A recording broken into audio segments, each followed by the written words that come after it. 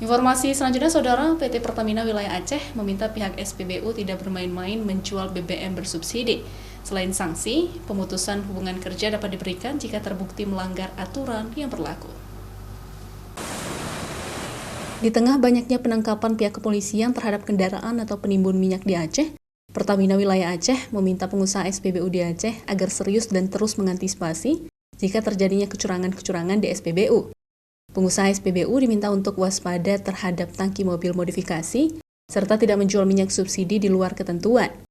Jika terbukti melanggar, mereka akan dikenakan sanksi pergantian harga subsidi hingga pemutusan hubungan kerja dapat dilakukan oleh pihak Pertamina.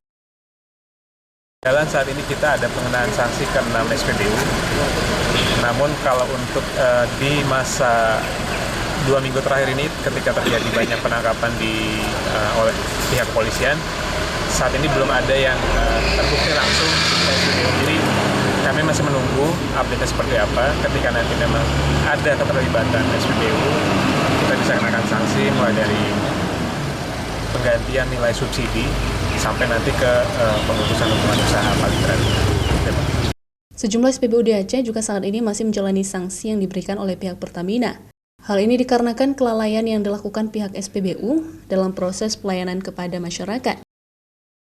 Syahril, Kompas TV, Banda Aceh.